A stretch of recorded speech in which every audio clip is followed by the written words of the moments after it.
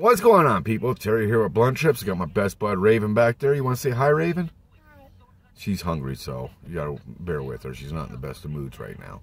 Just pulled up to the studio, but for today's video, I will be addressing some comments left on the Baby Smiley unsolved murder case. I will also be giving you updates on the Royal Palace Motel that I did a video on recently, as well as some new information I found out about the air traffic control tower that I've done 2 episodes on. I will also be addressing a title change to one of my videos and why that was done, as well as I will give you guys, I must share with you guys, I get a lot of emails and stuff from people, even involved with the cases on some of the cases I do, but there was one in particular that was really disturbing about the missing lady Terry who disappeared from Colorado here a few years ago. I received a disturbing email from somebody that kind of has ties to the case, and I'll share that with you as well. But not all of it is bad. Like I said, I will be sharing some updates on some locations. And at the end of the video, I'm going to be opening this box and sharing what's inside of it with you all. With that said, I will say this is an 80s item. It's an item I said I would never spend this much money on, and I kind of didn't lie because, in fact, I ended up buying 2. And the first one showed today, and I can't wait to show you what it is. But for now, we're going to go ahead and get started on some of these updates on the information I have found out about a few locations. And I'll see you guys at the end of the video. You want to say bye, Raven? She means to say bye. We'll see you all in a little bit. So I'm out here in the same neighborhood that I did a video about half a year ago back about Baby Smiley, where she was murdered. And I got a lot of comments, people asking why I would cover her and talk about the neighborhood. Well, I want to do an update on a few things. First of all, I'm here by myself, and this neighborhood is very, very quiet today. The Denver police has really buckled down on this neighborhood because of all the murders. But there was a few updates I want to do about the video. First of all, let me reply to the person that asked why I would cover a case like this girl. The answer is because she was a person just like anybody else. You don't know the road she had, the path she was taking, if her dad walked out on her life and that's the life she had. You don't know. But I covered the case because, again, she was a person, and just like any other person, no matter how much money they have or their background, their story should have been told. Now, I do want to give a few updates, so I'm going to go ahead and flip my camera around so I can update some. Now, I noticed the weekend after I did the Baby Smiley video, right down on the next lot here, just next door, somebody put up another memorial over there, right over here by this rock. But I'm going to just pass by it real quick because there is a name on this rock, and I'm going to cover that case here very soon, and I don't want to give the name away. But just right up here at this rock right here.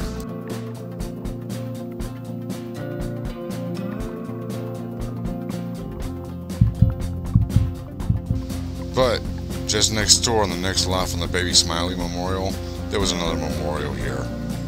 And they put that up the weekend that I did the Baby Smiley video.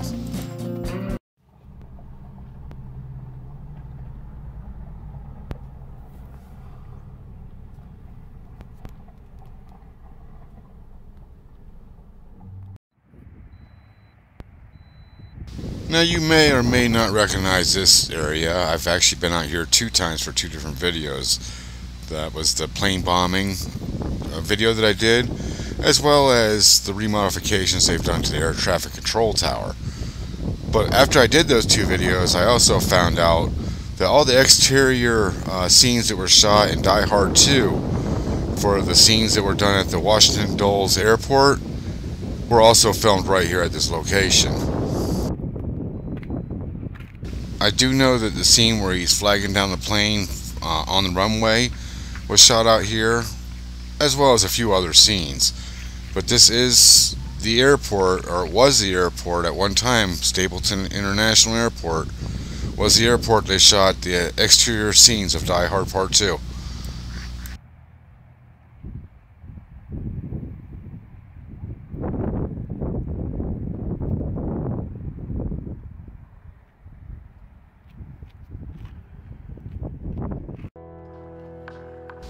Recently I did a video on the abandoned Royal Palace Motel that was here since 1960s, if I'm not mistaken. But at the time, I announced that they had just applied for plans to demolish the building. In more recent developments, it was just announced that a new company had stepped in, offered to purchase the place and turn this into an apartment building. Although nothing is official, that looks to be the direction this building is going. From my understanding, the city allows up to 1 year after the application for the building to be demolished for people to step in and try and stop that, claiming that the building would be historic. So far to date, that has not been done, and the year is quickly approaching.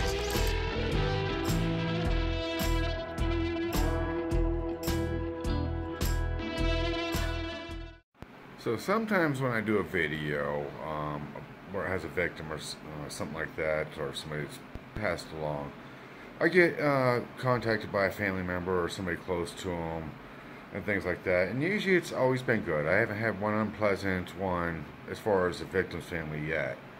But I did receive a message from one of my victims in my Pacesetter series, and I won't specify which one. You guys can figure it out. But she had mentioned to me that my video was super easy to find based on a Google search. It was one of the first things that came up when she typed her ex's name. And keep in mind, I do get requests sometimes that people want to pull video, and they'll even pretend to be somebody else. But this person had explained to me that she had never been to Colorado, for that matter. But she did have a child with the victim in this particular video, and she was worried about her child finding the video online through a Google search to find out about his dad. But what I did was I changed the title and removed the victim's name from that video because it involved a kid. Had it been any other circumstances, no, there's no way. Once the video's out, I've had lawyers contact me, I've had people threaten me with lawsuits, things like that. When I put a video out, usually it stays. But for that one, originally she did ask if I would pull the video, and I was very polite about it. I explained to her, that's really not going to happen, because I have people that I have to answer to as well. I have producers and people that, help me flip the finances of this channel. But what I did offer her was to remove anything identifying her ex and her child's father, because apparently the child had the same name as the victim, and when you do a Google search, it does come up, and my video was the first thing that came up. So that's why I removed the victim's name and changed the title to that part in the Pacesetter series, because that one did draw some numbers, the Pacesetter in general videos. But when it came to a kid, that would be the only video where I changed the content that helps it be found in a Google search.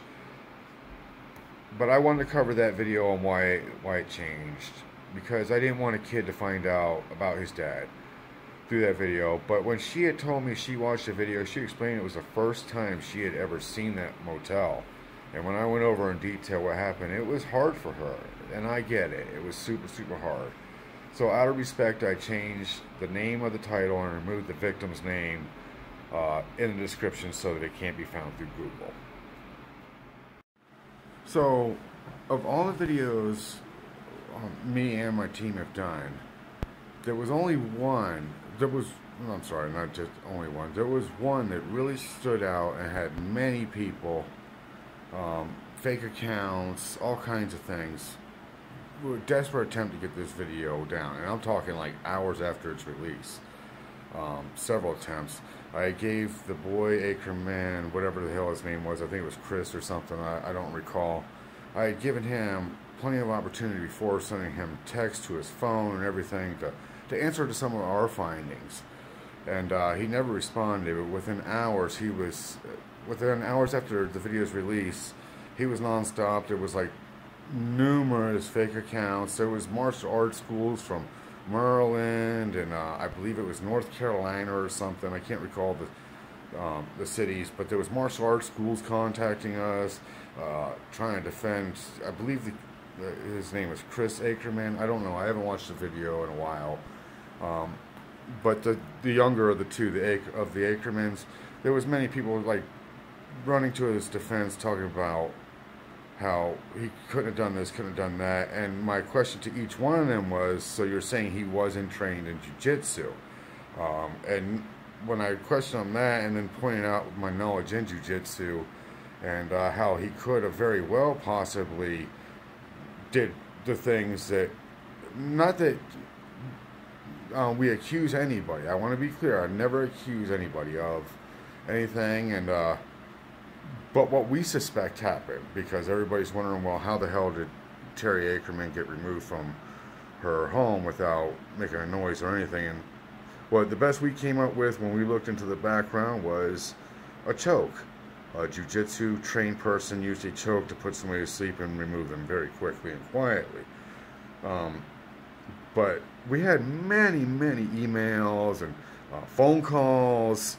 We had businesses threatening to get lawyers. This, out of all the videos, that was the one that people attempted to get removed the most. Well, I don't know. Again, I haven't watched the video in a while, but I knew like the anniversary of her disappearance was coming up, or just passed, or something like that. I know it's very close to right around this date here at the middle of almost the end of May. But just recently, I received a couple emails that were really disturbing.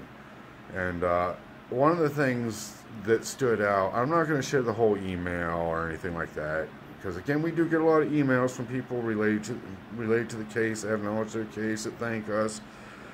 Some that are disappointed, some that ask us, you know, hey, is there any way you could take it down? We get different requests, but this email that I'm going to share apart with you was very shocking in some of the detail. And I'm just going to share just a very small portion. There was some very graphic stuff that I won't share that was in this email, just because it's revolves around sexual assault crimes and things like that. And if the person ever was figured out, I would not want that kind of information out. But there was something very disturbing that I would like to share with you in this email. Now, again, I'm not 100% sure on the credibility of this email, but the person that's been in contact just recently seems sincere in their messaging and reaching out to us here at this channel, and in a desperate attempt for some answers for somebody close to them that's maybe facing the same dangers. But that's what this next piece is that I want to update everybody with. Terry Ackerman, to this date, is still not found. I had spoken to Terry Ackerman's daughter last year when I did the video, and both of us agree that she probably won't be found. And I don't want to go back into the case. I said what we found and what we believe happened, and I stand by that to today. And I showed you guys a couple jiu-jitsu classes, even with kids. That's one of the reasons why I did the jiu-jitsu videos in the kids' classes for those 2 seasons, was to show you the ability even a kid can do, choking and breaking arms and hurting somebody. That was one of the reasons why we decided to do that video. We kept the Terry Ackerman case in mind, you know, to let you guys see that, hey, this is very possible.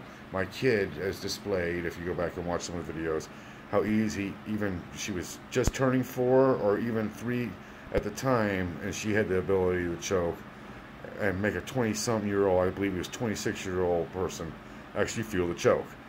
But anyways, without getting too much in the details, some old videos and taking up too much time, here's a small portion to close out this part of the video of an email we recently received concerning the Ackerman family.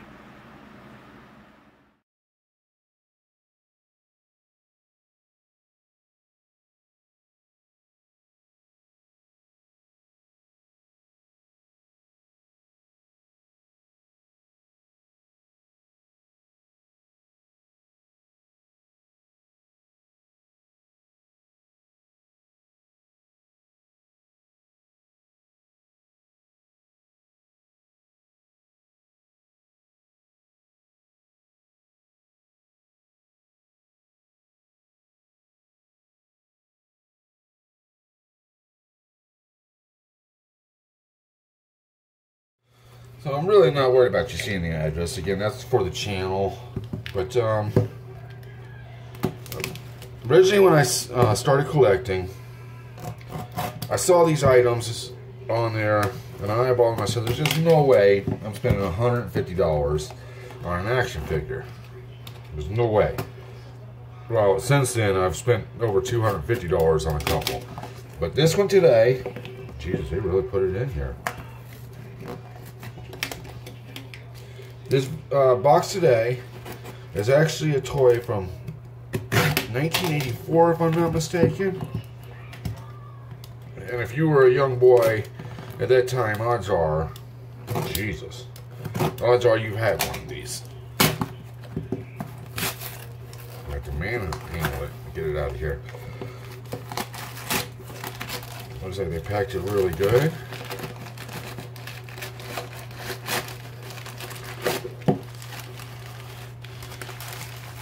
But I have a full, complete set that I purchased on eBay for $149.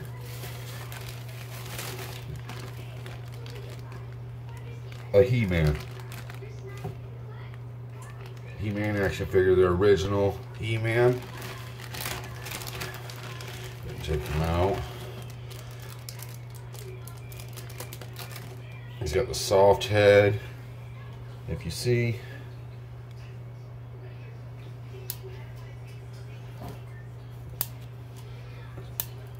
Snap spin action. But that's what I got. And there you see he's got his sword, battle axe, as well as, I'm trying to get this inside the camera, let me see here. Sword, battle axe, and shield. But I did. I ended up spending. He's also got his little vest thingy when you put the sword in the back. But I ended up spending $150 on a He-Man. And if you were in the 80s and you were a boy, so I'm not saying girls didn't play with these, everybody pretty much wanted this toy if you didn't have one. This was like one of the hottest toys. I ended up finding it on eBay. Again, I purchased two. The second one should be here this week. But I want to share that with you guys at the end of this video. But I'm going to close this one out.